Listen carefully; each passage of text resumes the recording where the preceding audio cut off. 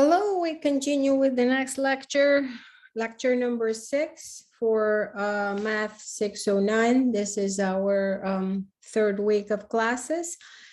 And we continue with discussion of the condition number of matrix A and its effect on the Gauss elimination. What we ended last lecture with was the following lemma, that if we look at the original matrix and if we have a perturbation of the right hand side, and rather than solving exactly the original matrix, we solve a matrix with a perturbed exactly with a perturbed right hand side, then the relative error that we're obtaining is bounded from above by the condition number of the matrix A and the error, relative error in the right-hand side. And a similar theorem also holds if we have a perturbation of the entries of the matrix A.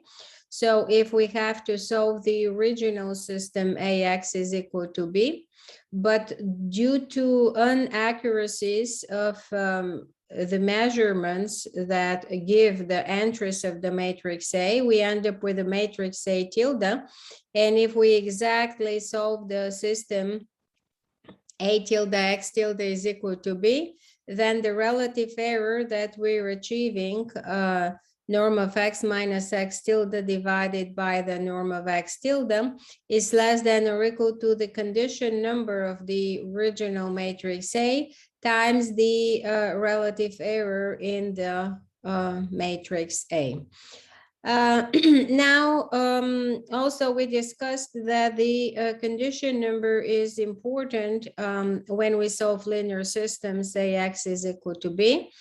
And the condition number governs the error estimate for the error, the relative error that we're achieving when we solve numerically the system AX is equal to B, that the condition number is always a number bigger than or equal to 1. And the smaller the condition number, the better condition the problem is, and easier it is to solve, in the sense that the numerical solution will be more reliable because the estimate for the error will be better.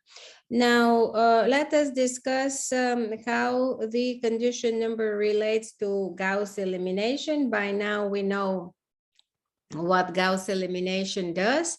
And if, let's say, we look at a problem where the matrix A is this matrix applied to the vector X is equal to some right-hand side. And here this problem has the exact solution, the vector with components 1, 1.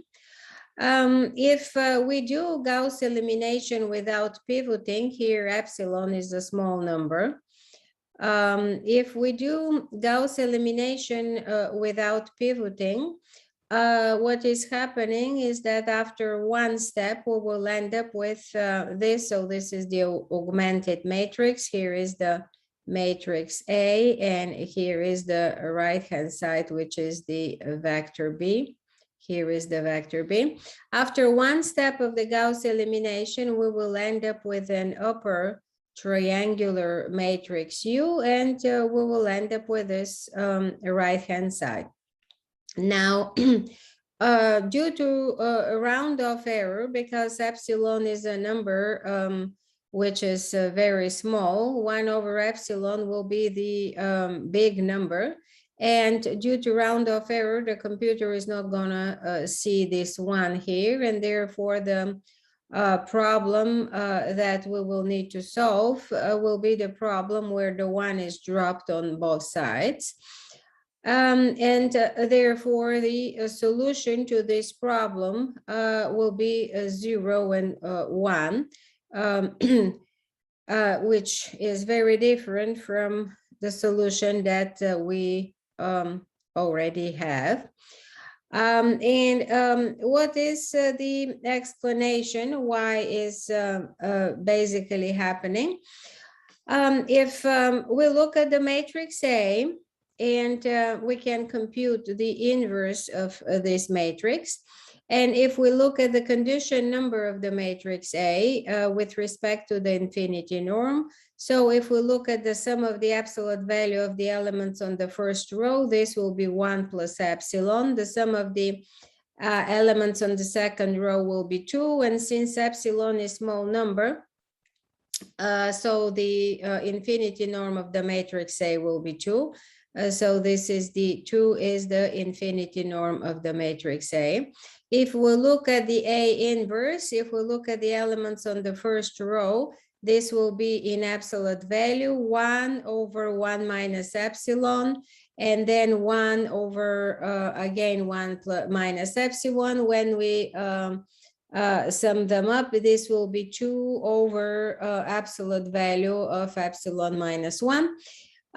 So this is the, the second row will give us 1 over absolute value of 1 minus epsilon plus epsilon over absolute value of epsilon minus 1 in absolute value. So the infinity norm of the inverse of A inverse will be 2 over the absolute value of epsilon minus 1. And when epsilon is a small number, this will be approximately 4, because the denominator here is close to 1. So the condition number of the original matrix A was 4, and therefore when we decide to solve the system is not that bad condition. Now, if we look at the matrix U, which is this matrix U, that is a result of Gauss elimination, and we look at the inverse of U, if we look at the the condition number of the matrix U with respect to the infinity norm, we see that when we look at the sum of the absolute value of the top row, we'll have 1 plus epsilon, which will be smaller than the sum of the absolute value of the second row, because epsilon is a small number, then 1 over epsilon will be big number, and therefore the dominant row infinity norm, the dominant L1 norm will be the one of the second row, and therefore this expression here will be the infinity norm of the matrix U. In an analogous way, we will see that the infinity norm of the inverse will be given by the 1 norm of the first row, which will be 1 plus the absolute value of 1 minus 1 over epsilon divided by the absolute value of epsilon minus 1. So this expression here is an expression for the infinity norm of the inverse of the matrix U. And we see then when epsilon is very small, then 1 over epsilon will be big. So we will have a term coming. The leading term here will be 1 over epsilon, and this will be close when epsilon is small. This denominator will be close to 1, and the leading term here also will be 1 over epsilon. Therefore, the condition number of the matrix U will be close to 1 over epsilon squared, and this, when epsilon is small, will be much bigger than the condition number of the matrix A. So a small change in the matrix or the right-hand side of the reduced system. So the reduced system now is U applied to the vector X is equal to a right-hand side. So a small change in the matrix U, which a small change would be dropping this insignificant, due to round off error, dropping of this number 1 here, and viewing it only as this term having only having -1 over epsilon a contribution to this term. So this small change in the matrix or a small change in the right-hand side, which also because of the round of rough error, we do a small change in the right-hand side. So this, we do not consider one, and we do not consider this one, and therefore the matrix ends up, the system that we end up solving due to round of error is this one. So small change in the matrix or the right-hand side of the reduced system, which is due to round of error, can produce a large change in the computed solution. As we discussed here, that this large change can have a large change in the computed solution, as we discussed in this previous example, because the estimate for the infinity norm of the error is bounded, the estimate from above is an estimate where we have a huge condition number here of the matrix U multiplied by the residual, but this huge number, the residual may be small, but multiplied by this huge number will make the error estimate for E unreliable.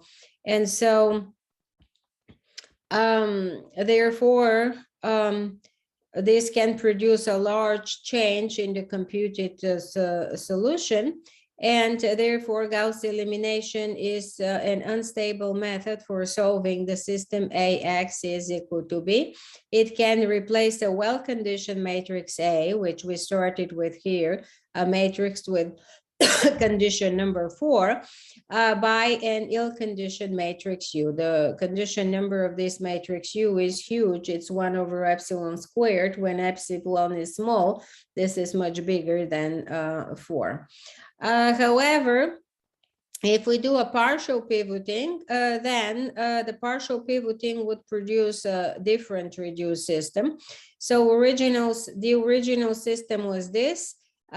When we do partial pivoting, we exchange the position of the first row and the second row because epsilon is much smaller than 1.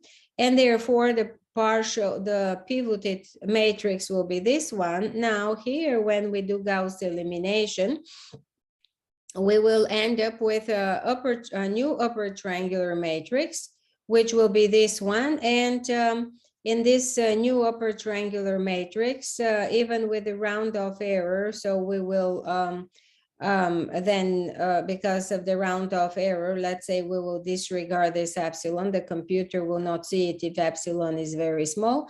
And then we will end up with an approximate solution, which would be the same as the original exact solution of the system.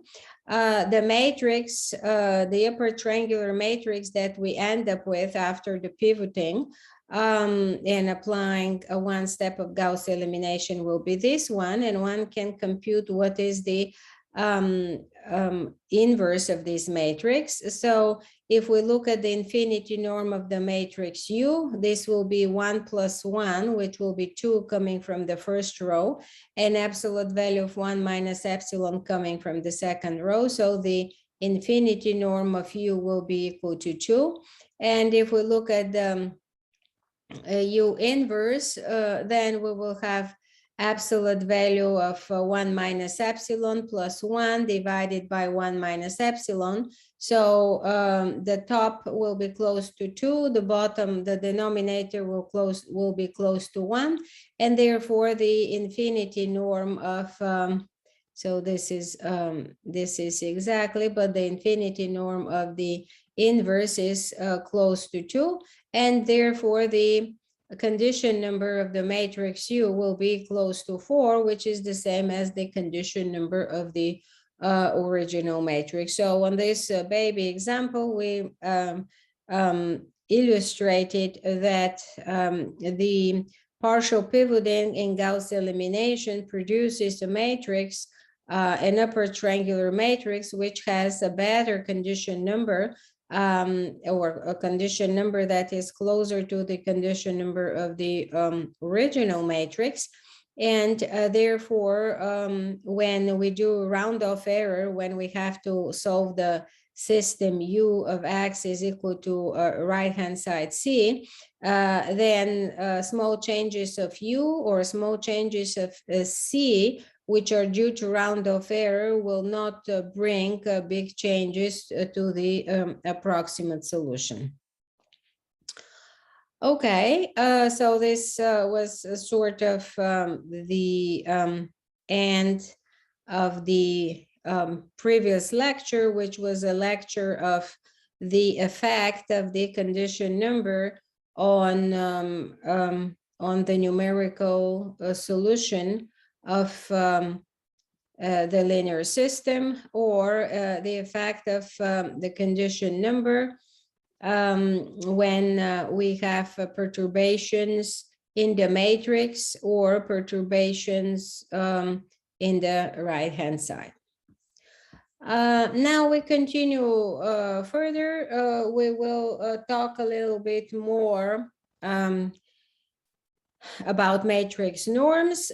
So last time we discussed that if we have a matrix with complex entries of dimension n times n, and if we have an induced matrix norm, which also we call natural matrix norm, then if we apply the property that the norm of the product of the two matrices is less than or equal then the norm of the matrix A times the norm of the matrix B. If we apply this several times for the same matrix A, we can show that the norm of the matrix A to power k is less than or equal to the norm of the matrix A raised to power k. And we discussed this property in our previous lecture. We will use this property now.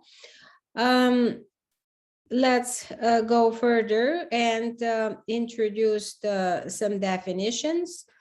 First, if we have a square matrix A, spectrum of a square matrix A is the set of all eigenvalues of the matrix A.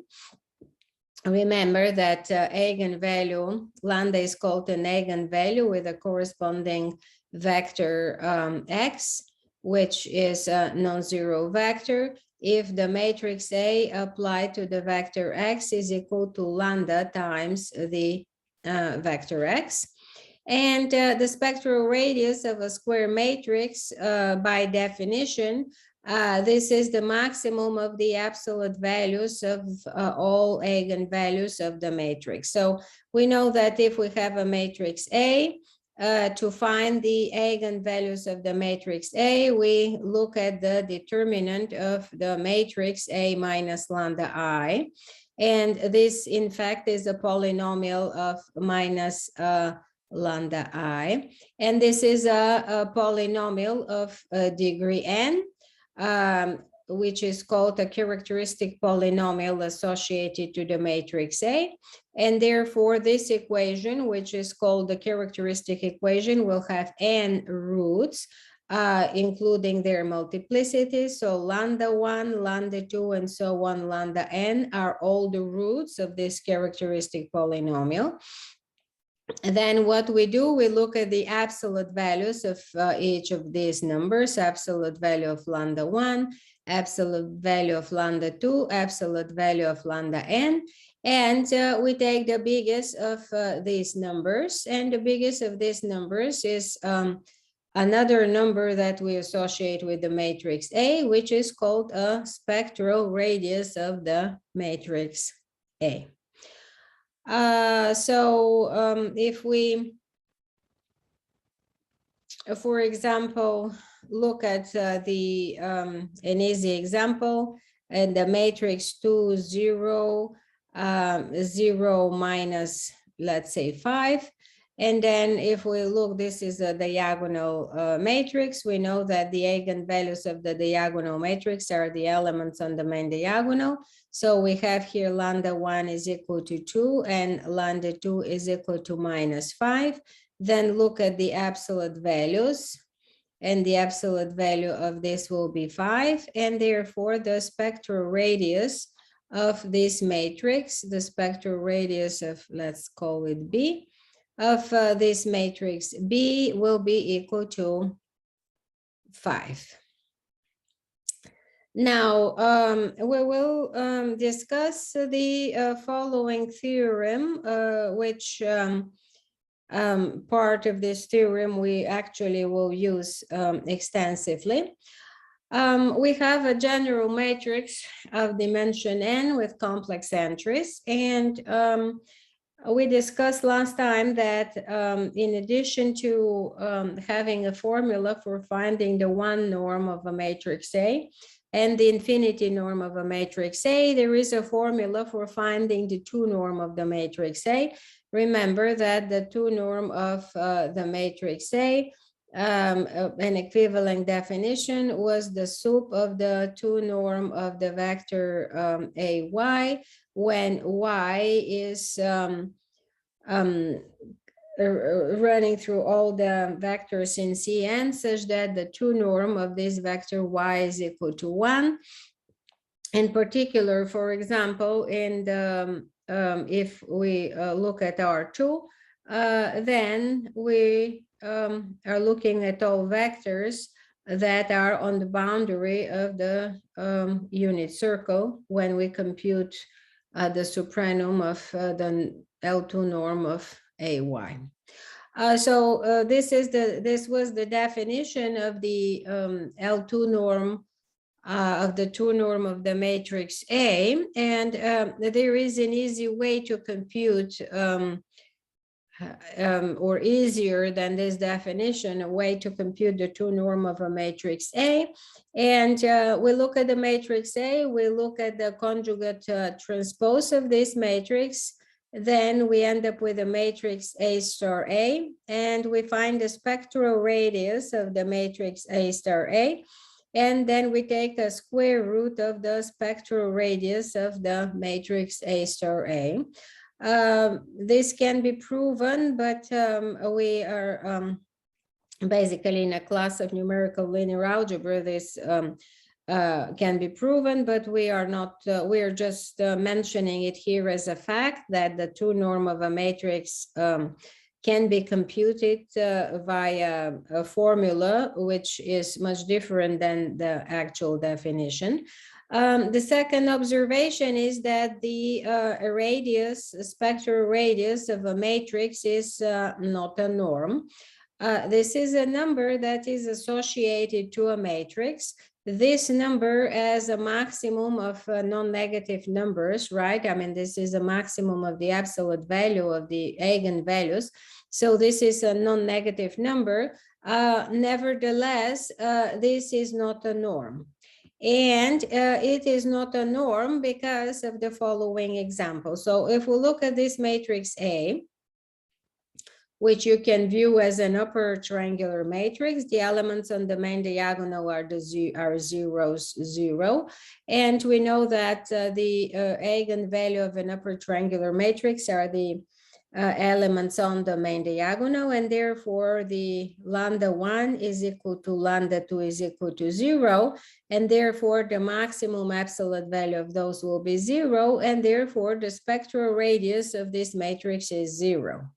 However, the matrix is not the zeroth matrix because it has an element, an entry, which is non-zero.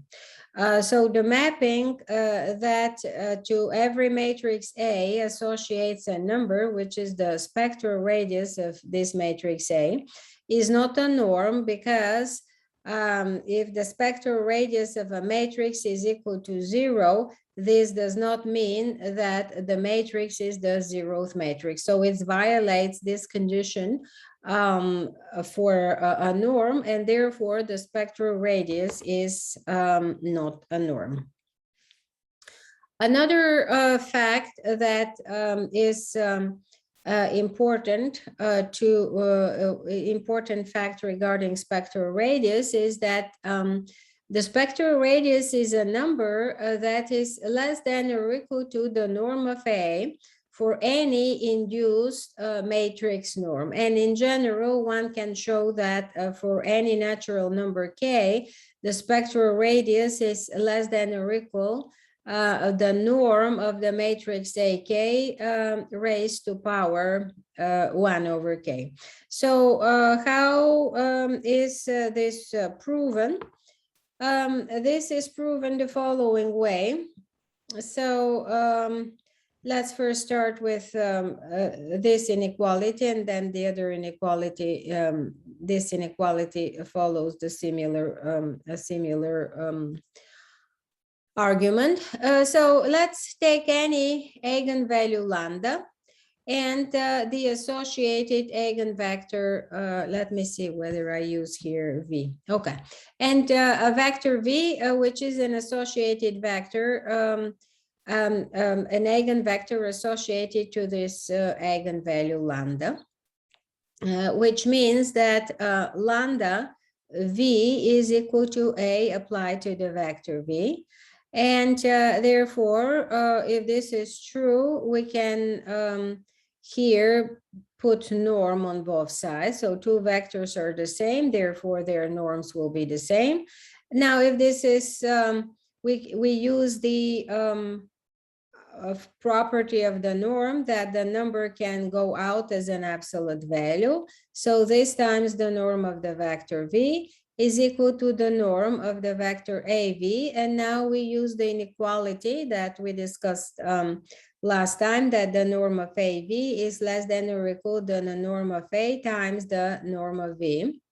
And now what we have this part of the inequality and this part of the inequality. Now we can divide both sides by the norm of V, since V is a vector that is a non-zero vector, since it is an eigenvector and every eigenvector is non-zero vector, then the norm of a non-zero vector is a number that is different from zero. So we can divide both sides of this inequality by that number. Moreover, this number is strictly positive, so that the direction of this inequality is not going to change. So we have that absolute value of lambda is less than or equal to the norm of A, where this is any induced. When we apply here the vector norm on both sides of this vector, we do not, of this equation, we did not put any restriction on the norm, vector norm that we are using, and therefore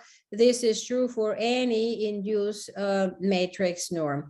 Now remember that we started with any eigenvalue lambda, so no matter what the eigenvalue lambda is, absolute value of lambda is less than or equal to A. This part here does not depend on lambda. The left side only depends on lambda.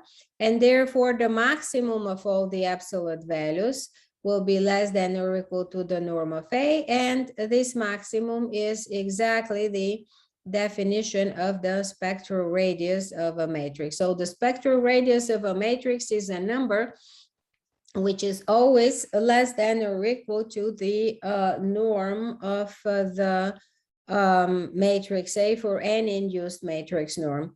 And how do we prove this for power of K? Well, we do it exactly the same way. So we looked at the vector the eigenvalue lambda and the vector V. And we know that AV is equal to lambda V. Now, if we apply A on both sides of this equation, we have A applied to AV, which is A squared of V is equal to lambda A applied to V, but A applied to V is equal to lambda V. So lambda times lambda V, which will give us lambda squared times V. Then again, we apply A on both sides of this equation. Then we'll have A times A squared V, which will give us A to power 3V is equal to A applied to or multiplied by lambda squared V. Now this lambda squared will be pulled out. So this is lambda squared times A applied to V. But A applied to V is lambda A. So this is equal to lambda to the third applied to A. And so on, one can show that A to power K applied to V is equal to lambda to power K times V. And again, we apply any vector norms. If two vectors are the same, then their norms are the same. And this number we can pull out is an absolute value. So we have absolute value of lambda to power k times the norm of v. Absolute value of lambda to power k is absolute value of lambda raised to power k, of properties of an absolute value. Absolute value of a product is product of absolute values, is equal to, now this is the norm of a to power kv, but a to power kv is less than or equal to the norm of this matrix times the norm of a vector. And again, we can divide by the norm of the vector, so this should be norm of v. We can divide by the vector, the number, the norm of v, both sides. And then we have that absolute value of lambda to power k is less than or equal to the norm of the matrix a to power k. But remember, we started this part with the observation that the norm of the matrix AK is less than or equal to the norm of the matrix A, this number raised to power k, and therefore we can use it. We can use it, or we can leave it. Let's leave it here, because we actually have to show that this is less than or equal to the norm of a to power k. So we are up to here.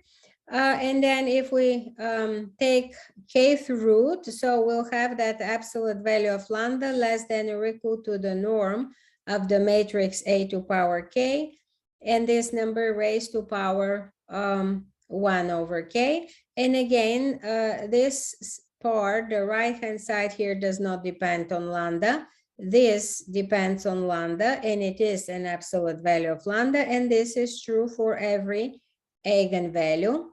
And therefore, it will be true for the maximum of all eigenvalues. If every eigenvalue in absolute value is less than or equal to this particular number, then the maximum over all eigenvalues of absolute value of lambda will be less than or equal to this number. And this maximum is exactly the spectral radius of A. So we show that the spectral radius of A is less than or equal to this particular number. And then the last property that we are going to discuss here, that is, we are going to make use of this property, so I want to underline it, is that the spectral radius of a matrix is less than 1 if and only if the limit of as k goes to infinity of a to power k is equal to 0. So what does it mean, limit of a to power k as k goes to infinity is equal to 0?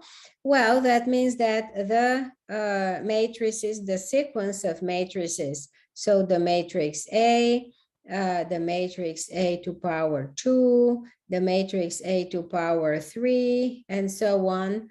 The matrix A to power k, and so on. This sequence of matrices goes to is getting closer and closer to the 0th matrix. So this means that for every induced matrix norm, we will mean by that for every induced matrix norm, the norm of A to power k minus 0, so the kth element of this sequence of matrices minus the limiting element of this sequence of matrices.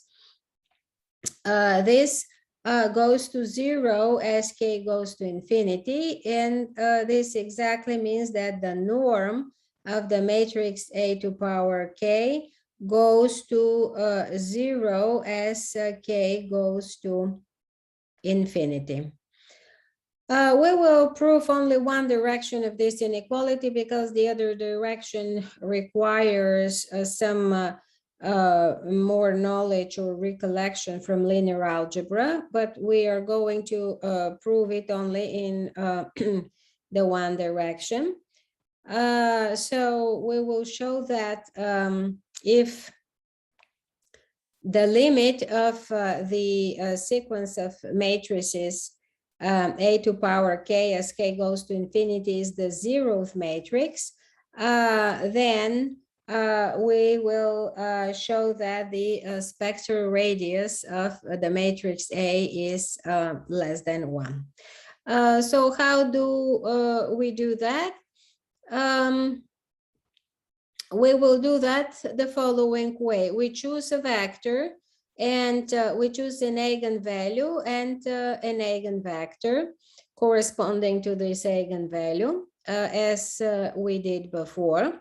And as we did before, we exactly will end up with this inequality that the absolute value of lambda to power k is less than or equal to the norm of the matrix AK, where this is any induced matrix norm.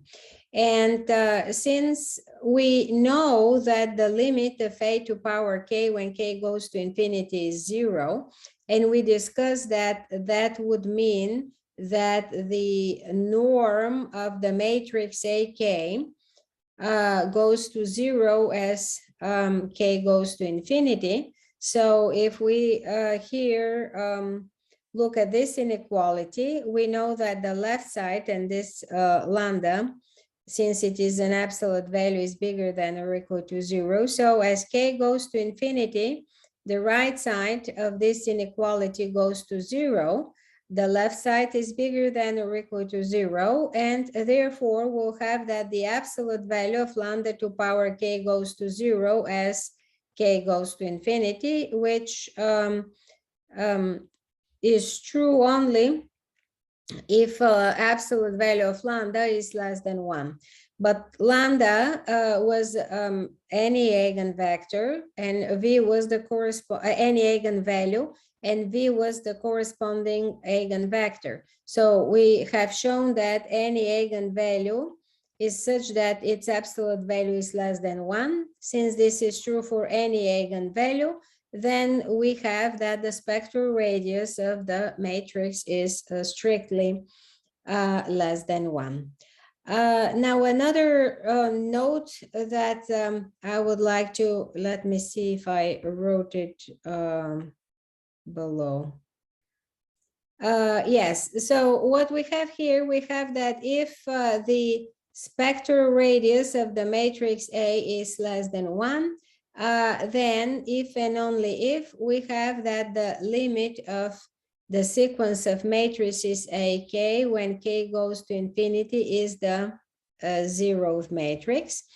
And here it's another lemma which says that if for some induced vector norm, if for some matrix norm that is induced from a vector norm, we have that the norm of A is less than 1, then we are having, this is if and only if, and this is only if, then we have that the limit of A to power k as k goes to infinity is equal to 0. So now this statement is not as strong as the previous statement, namely as this statement, because if we look at the previous theorem, this statement actually follows as a corollary from the previous theorem. Why? Because if some induced matrix norm is less than 1, so some induced matrix norm of A is less than 1, from that statement here, since the spectral radius of a matrix is less than or equal to the any induced matrix norm of the matrix A, and we find one that is less than 1, that would mean then the spectral radius will be less than 1. And if the spectral radius is less than 1, then from this statement, we'll have that the limit of the sequence of matrices A to power k is equal to the zeroth matrix. So this statement is simply a corollary of the previous statement. and the fact that the spectral radius of a matrix is less than or equal to the induced matrix norm for any of A for any induced matrix norm. However, we can do a direct proof, and direct proof just simply follows from the fact that the norm to show that the limit of the sequence A to power K is the zeroth matrix, we have to show that the norm of A to power K minus 0, which is the norm of the matrix A to power K, this goes to 0 as K goes to infinity, but we use the fact that the norm of the matrix A to power K is less than or equal to the norm of the matrix A, this raised to power K. And now this is the inequality that I mentioned to you at the very beginning. So this inequality that we discussed last time.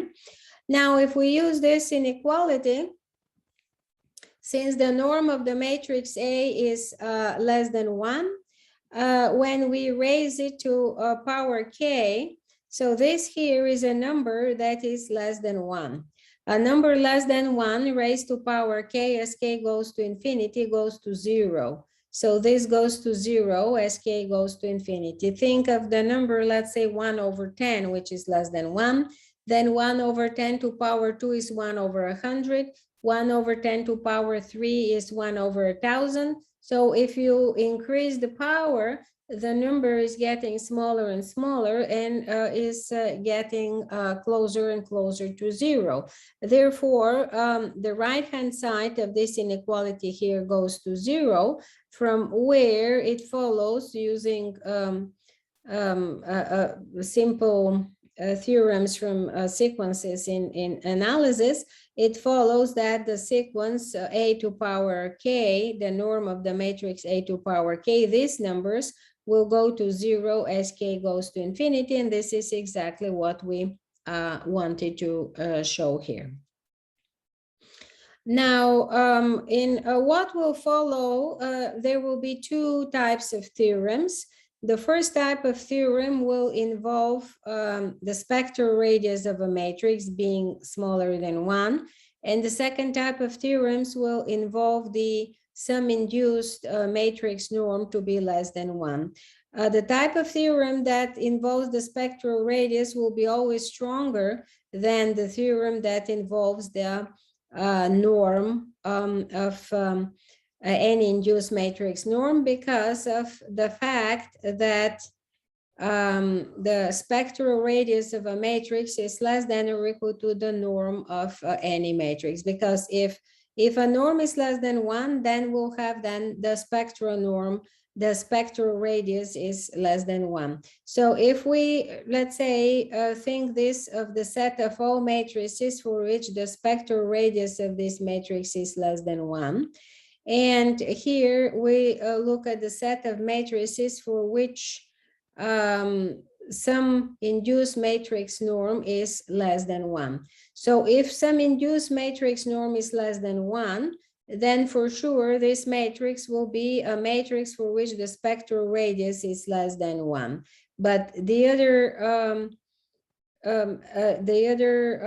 direction is not true. We can have a matrix for which the spectral radius is less than 1, but a norm of this matrix is not less than 1. So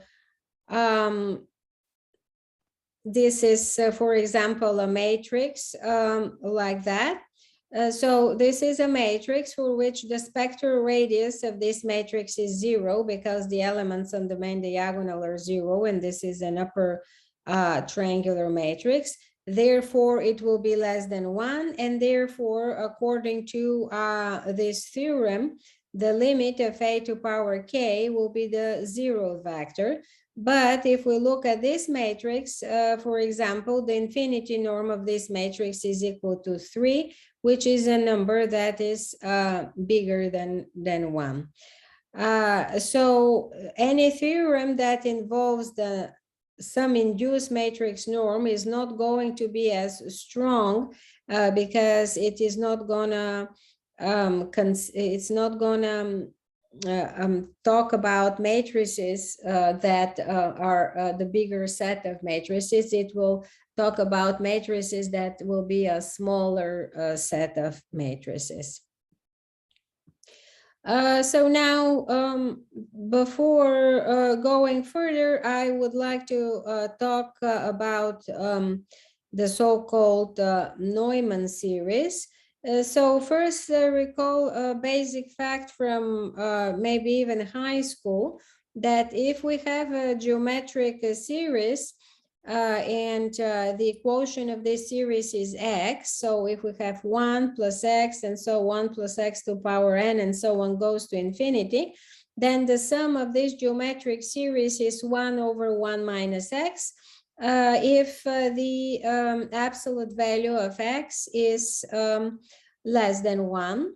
And how one shows that, and also to show that, one first shows that if we look at a finite geometric series, 1 plus x and so 1 plus x to power n, then this is equal to 1 minus x to power n plus 1 divided by 1 minus x for any x. And how one shows this? So let us denote by Sn the sum of this first n components. And then let's look at 1 minus x multiplied by Sn. So 1 minus x multiplied by Sn, this is Sn minus x multiplied by Sn. Sn by definition is 1 plus x plus and so 1 plus x to power n minus x multiplied by 1 plus x plus and so 1 plus x to power n minus 1 plus x to power n. So if we do that, this is 1 plus x plus and so 1 plus x to power n minus, and now if we do the multiplication together with the sign in front, it is minus x squared minus and so 1 minus x to power n minus x to power n plus 1. And what will happen? This x will cancel out with this x, and so on, this with x to power n with this x to power n, this x squared will cancel with the next one. And as a result of all this sum, a lot of terms will have canceled, and we will have this. So we started with 1 minus x times Sn, and we ended up with that. If we divide both sides by 1 minus x, we will have exactly this expression here. And therefore, and this is true for any x. We don't have any restriction on the x. The only restriction is that x has to be different from 1, because otherwise we cannot divide by 0. And therefore, if we look at the limit of this partial sum Sn goes to infinity, it is equal to 1 over 1 minus x. I am splitting this ratio, minus the limit, because pull out this in front because it does not depend on n, minus limit as x to power n plus 1 divided by 1 minus x. Now, in the case when absolute value of x is a number less than 1, then absolute value of x to power n plus 1 will go to 0 as n goes to infinity. Because remember, if we have a number less than 1 and we keep raising it to a power, then we'll end up with a smaller and smaller number. So this limit here will be 0, and therefore this will be equal to 1 minus x. So this limit here, because of the numerator, will be equal to 0. And therefore, the limit of this partial sum will be 1 over 1 minus x. But the limit of the partial sum, we write as a series, and therefore this is how we end up with the formula for the infinite geometric series, provided that x is a number whose absolute value is less than 1. So similar a similar argument holds for matrices. And we will talk about, I would put here T, not A, it is T. So we consider a matrix which is of dimension, some dimension n times n. The fact that this n is the same as this n here is not actually, it's just a coincidence. I can take any matrix that is a square matrix. And let's look at the partial series, partial sum of this series. So I look at the matrix I plus T and so on plus T to power n, and basically repeat exactly the same what we did with the numbers. So we look at the matrix I minus T, where I is the identity of the same dimensions as the matrix T, multiplied by this matrix Sn, which is the partial sum of this of the series. And so when we do the multiplication, this is Sn minus Tsn. We write what Sn is, and then we write what T times Sn is, and we see that this T will cancel out with this minus T. This T to power n will cancel out with this T to power n. And as a result, we will have I minus T to power n plus 1. The same thing that we had here for numbers. The only difference is that with numbers, we can divide by 1 minus x, but with matrices, we cannot divide matrices. We can take inverses of matrices, but we cannot divide matrices. So we ended up with the following expression, that the matrix I minus T times this complicated matrix here, which is the sum of the powers, the first n powers of n plus 1 powers of T, is equal to the identity minus T to power n plus 1. So let's keep this in mind. And the first theorem that we're going to show, which I mentioned to you that there will be theorems that will involve norm, that the norm of something is less than 1, or the spectral radius is less than 1. And the one that involves the norm will be the weaker theorems than the theorems that involve the spectral radius of a matrix. So let's start with a simpler theorem. If some induced matrix norm of T is less than 1, then the matrix I minus T is invertible, and actually we can write its inverse, and this inverse is the sum of the powers of T, which this sum is interpreted as the sum as n goes to infinity of the first n plus 1 powers of T. So basically this is this matrix Sn. So this is the sum of the partial sums of Sn. And if you think about it, if we're talking about numbers, so instead of 1 minus T to power inverse, we have the number, the inverse of the number 1 minus x is equal to the limit of 1 plus x plus and so on plus x to power n. What is 1 minus x inverse? This is exactly 1 over 1 minus x is equal to 1 plus x plus and so on plus x to power n plus so on, which is exactly the sum of the geometric, infinite geometric series. So how do we prove that? The proof basically is right here. If we show that if a norm of a matrix, if a norm of a matrix is less than 1, then the limit of a power, the series, the sequence of the powers of this matrix is a sequence that is converging to the zeroth matrix. So let's use this lemma, this theorem, and let's, so it follows from this lemma that since the norm of T is less than 1, then the limit of t to power k as k goes to infinity is 0. And therefore, if we come here, we can take limit on both sides. So if we take limit on this side, we'll end up with identity. So identity is equal to the limit of this side, which is equal to the limit of I minus t times Sn. I minus t does not depend on n, so this is e minus t times the limit of Sn. And the limit of Sn is, we formally write as a sum of this series.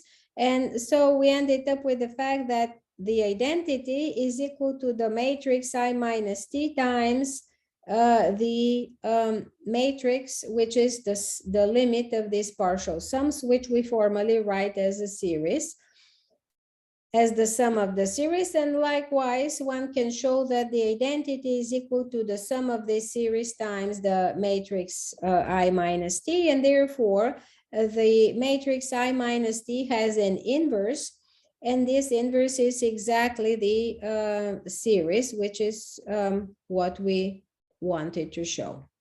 So in particular, one can restate the above theorem in the following. Rather than considering the matrix T, we consider the matrix I minus B, where B is some fixed matrix. And therefore, if the norm of this matrix T, which is the norm of the matrix I minus B, is less than 1, then the matrix I minus t, which is I minus B, which is B. So B is invertible. And the inverse of B is the sum of this series. So we look at powers of the identity minus B. And one can use this formula to, in a cheap way, to compute the inverse of a matrix B. So the inverse of a matrix B, if we want to approximately compute the inverse of B, so we compute this series up to some n, and we compute the powers of the matrix I minus B.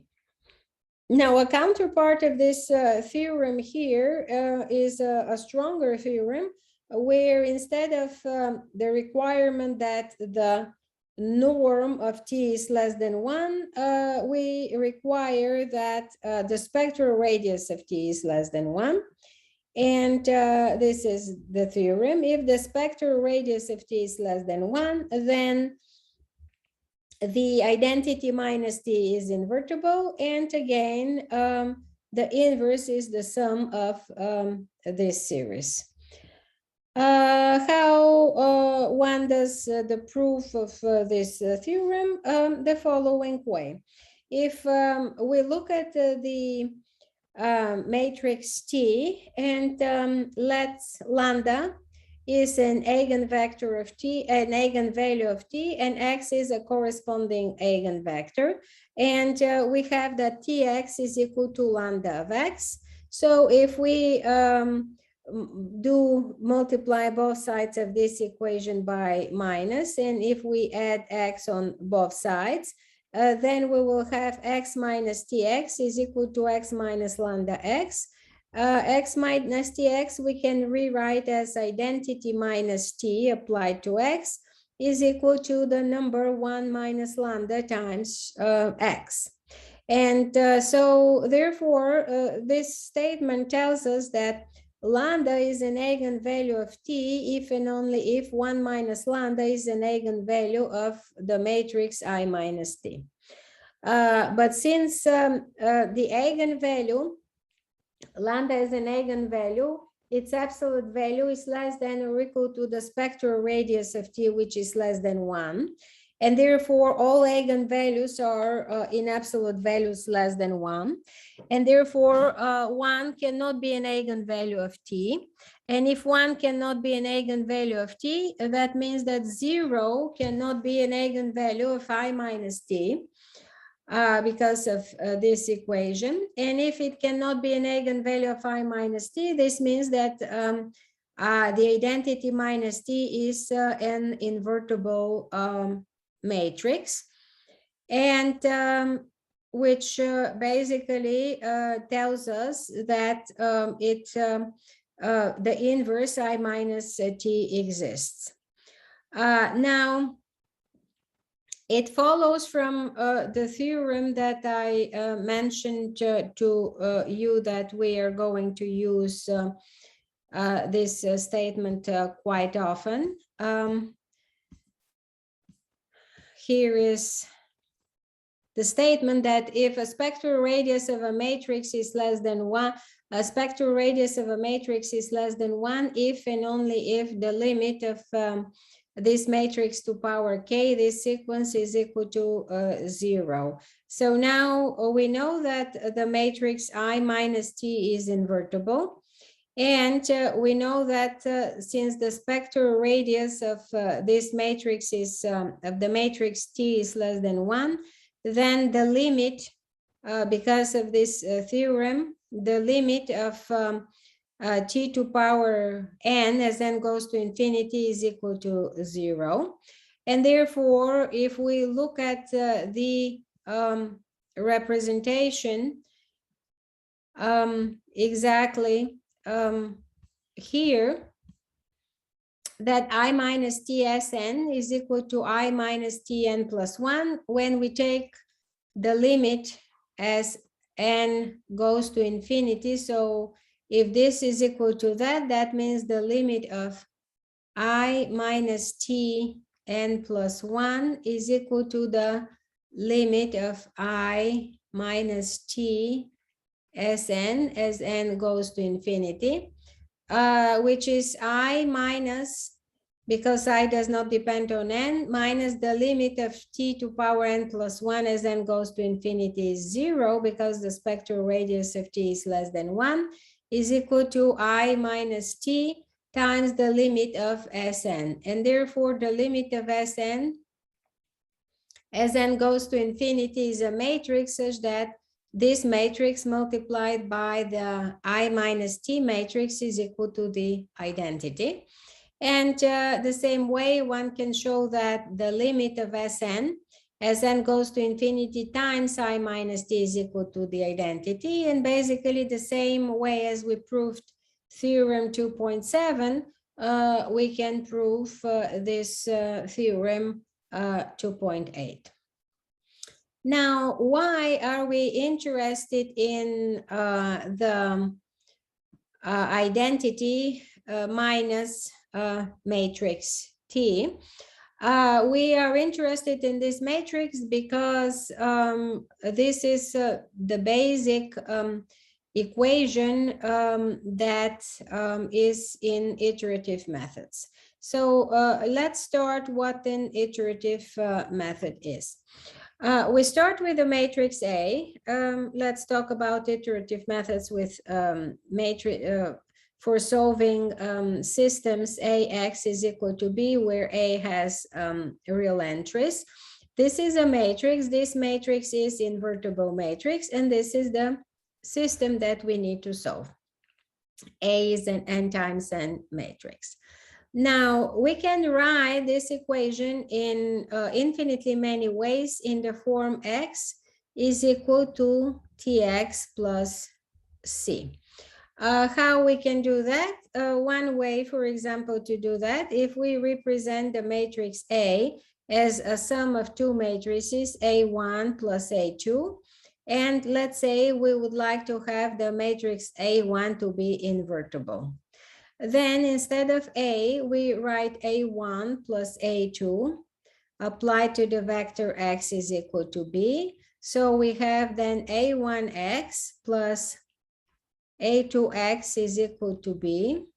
Then we have A1x is equal to minus A2x plus B. And let's say we multiply both sides by A1 inverse. We said that A1 want to be invertible. So we have that x is equal to minus A1 inverse A2x plus A1 inverse B. Now this will be our matrix T, and this will be our vector C. So we rewrote our original system in the form x is equal to tx plus c, where c is some vector and t is some matrix. And we gave a recipe in which we can do that. As I mentioned, there are infinitely many ways in which you can represent this system in this form. This form is important for iterative methods because it allows us to advance the iteration. If we start with some initial guess, which is a vector in Rn, x0, then what we can use this representation of our original system, we can write it in the following way. The next vector xk plus 1 that we achieve, that we would like to compute, is equal to t applied to the vector xk plus the vector c. So if we start with some initial guess x0, which is a vector in Rn, and execute this iteration for k is equal to 0, then we will have from this iteration, which I wrote here, then we will have that when k is equal to 0, this iteration will give us a new vector x1, which is the matrix T, which we know applied to the vector x0, which is our initial guess, plus C. So we will know the vector x1. Then if we apply the same iteration for k is equal to 1, then we can compute the vector x2, which is equal to t applied to the vector x1, which we already know, plus c. And so on. You can think of this as a black box that multiplies t by the incoming vector and adds a vector c. So if we put here x0, it spits out t times x0 plus c, so it spits out the vector x1. Now we put this x1 again in the black box. T is multiplied by x1, adds the vector c, and then it spits another vector x2. Then we put x2 again in the black box, and then it spits out another vector x3. And so on. If we continue giving increase the value of the index k, we will create a sequence of vectors x0, x1, x2, and so on. The more we give values of the index, the more vectors we are going to create, and we will create a sequence of vectors x0, x1, and so on, xk. If this sequence of vector is converging to something, let's say, first of all, we do not know whether this sequence of vectors converges to anything. These are vectors in, all vectors are in Rn. And if they converge to some vector x star, let's say if they do, then what will happen? If we do a limit as k goes to infinity, xk plus 1 will go to x star. Then t of xk will go to t of x star, c will go to c. So that means that the vector x star will satisfy the equation x is equal to tx plus c. But the only vector that satisfies this equation is the unique solution of our system, ax is equal to b, where A was an invertible matrix. We rewrote that system in this convenient way, x is equal to tx plus c, and therefore everything that satisfies this system will be a solution to our original system. So if this sequence of vectors that are created by our iterative procedure is a convergent sequence of vectors, then it will go to converge to the vector x, which is a solution of the equation of the system x is equal to tx plus c, which is our solution of the original system. And now if we look back from this equation, if we write it x minus tx is equal to c, and now instead of we pull out x, we will have that I minus t applied to the vector x is equal to c. So now we see that we have actually the matrix I minus t applied to vector x is equal to the vector c. In order this system to have a unique solution, we want to investigate the behavior of I minus t. But we know from the previous theorem that if the spectral radius of t is less than 1, then I minus t is invertible, and therefore this system will have a unique solution. So this tells us that it is true we can rewrite our system AX is equal to B in infinitely many ways in the form X is equal to TX plus C. But from this infinitely many ways, we want only matrices T for which the spectral radius of this matrices T is less than 1. Because if the spectral radius is less than 1, then the matrix I minus t will be an invertible matrix, and therefore this system will have a unique solution. And then this solution, since we rewrote the original matrix in this way, will be in fact the solution of our original system. Okay, so this was the sort of idea why, or the trying to convince you why we were talking about the Neumann series and all these matrices when I minus t is invertible, because this is something that we are going to use for the iterative methods. And now there are two main theorems that relate to iterative methods. The first theorem is the following. If we start with the system AX is equal to B, we said that we can rewrite it in infinitely many ways in the form X is equal to TX plus some vector C. And this way, now this system can gives us iteration procedure xk plus start with initial guess x0 and xk plus 1 is equal to t applied to the vector xk plus c when k is equal to 0, 1, 2, and so on. So this is our iterative procedure 3.1.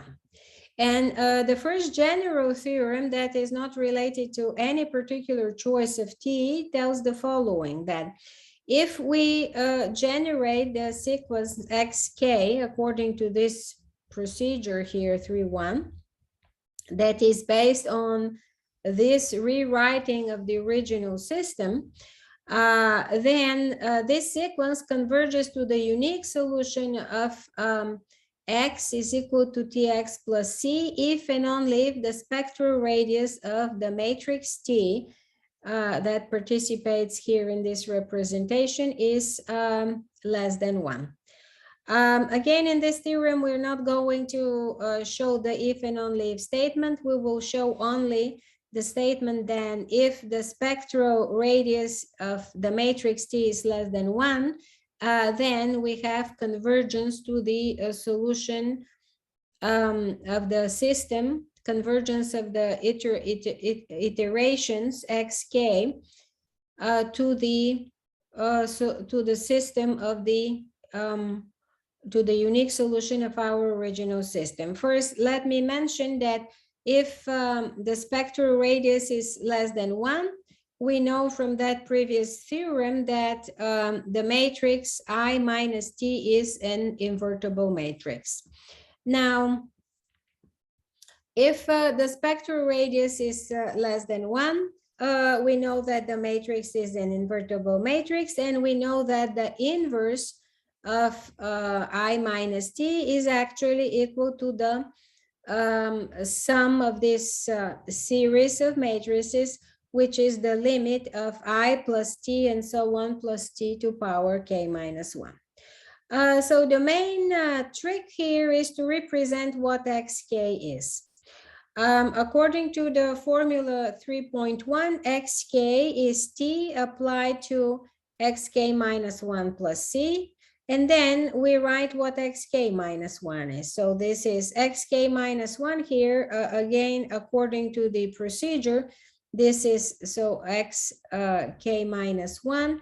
This is t applied to xk minus 2, the previous iteration, plus c.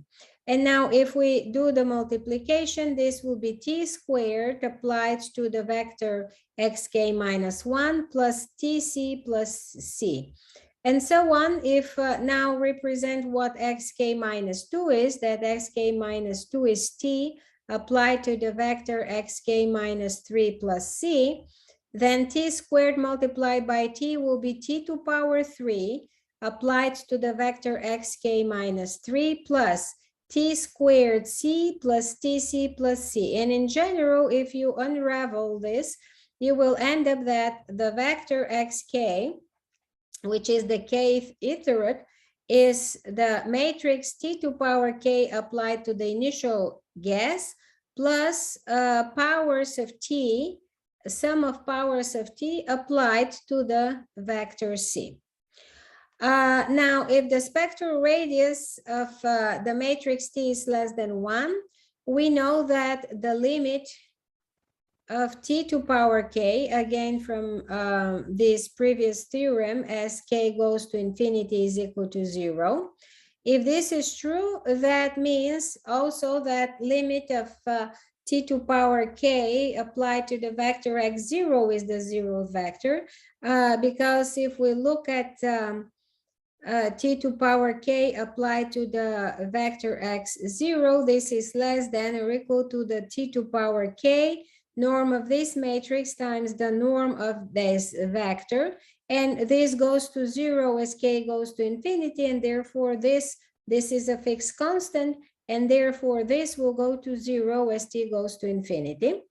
So this will go to 0. And this, we know that will go to the inverse of the matrix I minus t. So if we look at the expression for x to power k, we have that x to power k is equal to this matrix plus this matrix.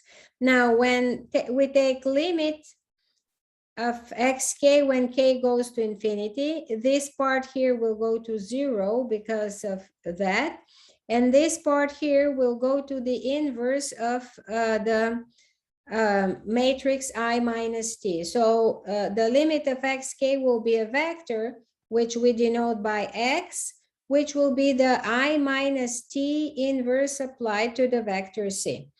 So the limit will be x is equal to I minus t inverse c. Now, if we multiply both sides of this equation by I minus t, then we'll have I minus t applied to x is equal to c, because I minus t applied times I minus t inverse will be equal to c. And therefore, when we rewrite it back, we will have that x is equal to tx plus c, and therefore we will have that ax is equal to b. So for any initial guess, if the spectral radius of this matrix T is less than 1, we will have that the iteration procedure will generate a sequence of vectors that will get closer and closer to the solution, the unique solution of our system. Now, there is a weaker version of this theorem where we don't talk don't talk about the spectral radius of T, but we talk about some natural matrix norm, or which also we call induced matrix norm. And if the norm of T is less than 1 for some induced matrix norm, then the sequence of vectors xk generated by the iteration procedure will converge to the unique solution of x is equal to tx plus c for any initial guess, and we have the following error estimates. This error estimate and this error estimate. This error estimate tells us after k iterations how close we will be to the original solution. Then this will be less than or equal to the norm of the matrix T to power k times a constant. We do not know this constant because we do not know x, but nevertheless, this is a constant and it is a distance, the norm of a distance of the initial between the initial guess x0 and the exact solution. And here in this estimate, we know the right-hand side because we know what x1 is, we know what x2 is, so this is a constant that we can compute. We know the norm of t, and we can compute the kth power of the norm of t, and we can compute 1 minus the norm of t. So how does the proof go for the first part here? If we look at x minus xk, we know that x is solution of this system. So instead of x, we write tx plus c. Instead of xk, we write the formula for xk, which is this. Now c will cancel out with this c. We pull out t, and we have t applied to x minus xk minus 1. So what we have, x minus xk is equal to t applied to x minus xk minus 1. And if we do this procedure several times, then we will end up with the fact that this is equal to t to power k applied to the vector x minus x0. So then we have that the vector x minus xk is equal to t to power k applied to the vector x minus x0. And then if two vectors are the same, that means their norms are the same. So norm of this vector is equal to the norm of this vector, which is less than or equal to the norm of the vector of the matrix t to power k times the norm of x minus x0. And then we know that the norm of t to power k is less than or equal to the norm of t raised to power k times norm of x minus x0. And this is exactly this first inequality. This is a constant, but since the norm of t is less than 1, then this is a number less than 1. And when we raise it to power k, when k goes to infinity, this number goes to 0 as k goes to infinity. And therefore, x minus xk, the norm of x minus xk will go to 0. And therefore, we have convergence. We have convergence to the unique solution x of the system x is equal to tx plus c. Now, to prove the second part of this inequality is a little bit more involved. First, let's look at the difference between two consecutive approximations and write down the formulas for these two consecutive approximations. So we have xk is equal to txk minus 1 plus c minus, then we write the formula for xk minus 1. Then again, c and c will cancel out. We can pull out t from both sides. And then we end up that the difference between two consecutive approximations is equal to t times the difference of the previous consecutive approximations. And if we continue down the road, we eventually will end up with that this difference is t to power k minus 1 applied to the difference of the first two consecutive approximations, x1 and x0. And therefore, if we apply the norm on both sides here, and the norm on both sides here, and the same way use triangle, the fact that the norm of matrix applied to a vector is less than or equal to the norm of the matrix times the norm of a vector, we will derive that the norm of two consecutive approximations is less than or equal to the norm of t to power k minus 1 times x1 minus x0. And now what we do, let's take two approximations that are not consecutive, but one is the nth approximation and the other one is the mth approximation, and m is bigger than n. Then what we do, we add and subtract artificially the m minus first approximation, then add and subtract artificially the m minus second approximation, and then add and subtract artificially the n minus first approximation, and then combine the first two and then the second two and so on, and apply the norm. So the norm of this is equal to the norm of this, and then we use a triangle inequality that the norm of this sum is less than or equal to the sum of the norms. So this is the norm of xm minus xm minus 1 plus the norm of xm minus 1 xm minus 2 and plus the norm of xn plus 1 minus xm. And we did that because we know something about the norms of two consecutive approximations, and here we have consecutive approximations. So for the first norm, we apply this inequality here, which is the inequality between consecutive approximations. So we'll have norm of t to power n minus 1 times x1 minus x0 plus, then for the second one, we'll have norm of t to power m minus 2 times x1 minus x0, and so on. The last, we'll have norm of t to power n x1 minus x0.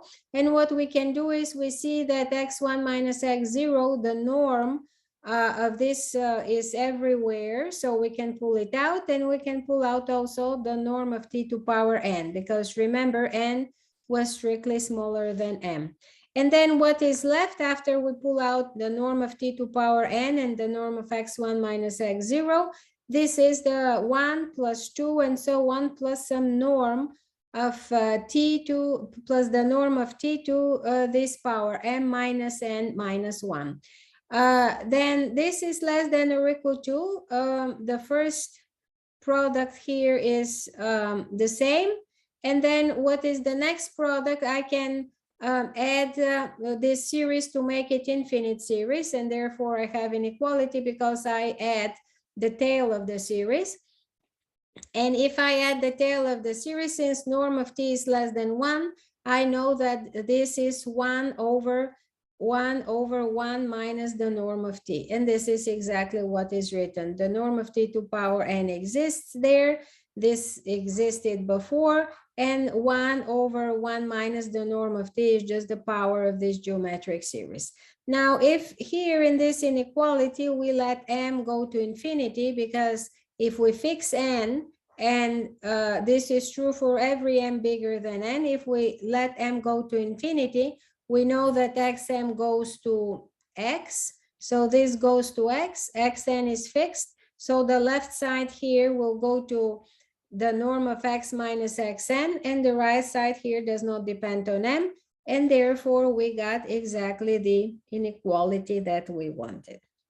Okay, so we basically will make use of those two theorems when we discuss iterative methods for solving systems. And next time we'll talk about 3 particular ways to generate the matrix T, which is also called an iteration matrix. And various matrices T give various methods that we're going to discuss next time. Thank you.